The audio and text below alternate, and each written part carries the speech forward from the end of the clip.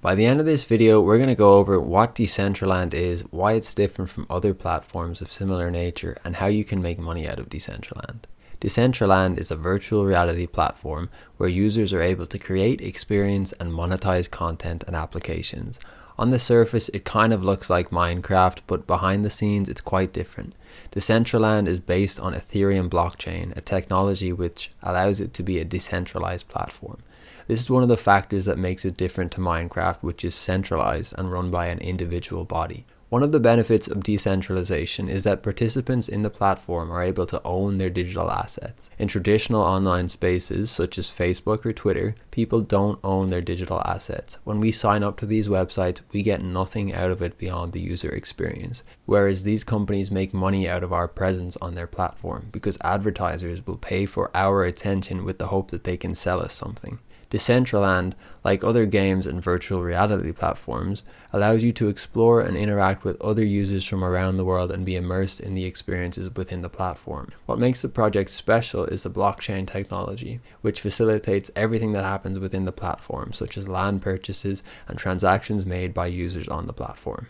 The goal of Decentraland is to create a publicly accessible system for users to build whatever they want within this decentralized virtual space, whether it be virtual stores, online casinos, social media platforms, or anything else you can imagine.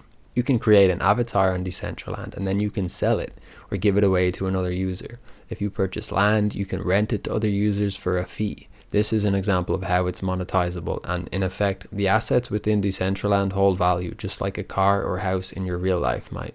So what are some of the things that you can do in Decentraland? Just like the real world, you can meet people. Dating on Decentraland is even becoming a thing. You can buy and sell things. For example, if you created a piece of art, you could sell that in Decentraland as an NFT. You can vote on how the world is built, voting power being determined based on the mana, which is the crypto behind Decentraland, and land, an NFT representing land on Decentraland that you hold in your wallet. The virtual reality is effectively democratized.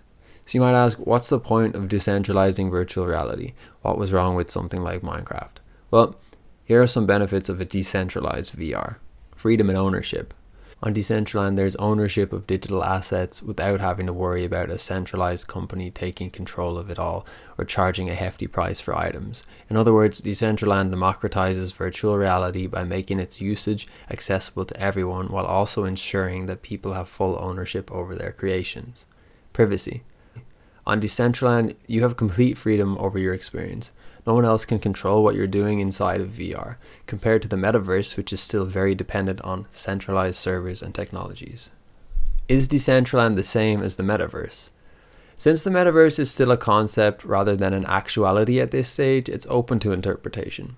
There's no definition as to what the Metaverse is, but it could be said that Decentraland and other VR platforms such as Engine and Sandbox are arguably a type of Metaverse project and are part of the evolving concept and conversation. A key difference of decentralized Metaverse projects is that the Metaverse that, say, Mark Zuckerberg envisions would likely be based on a centralized server system. This means that the entirety of the virtual world exists online via a single computer system. Decentraland, on the other hand, is based on a distributed ledger system, meaning that it uses blockchain technology to store information on a network of decentralized computers rather than one sole server.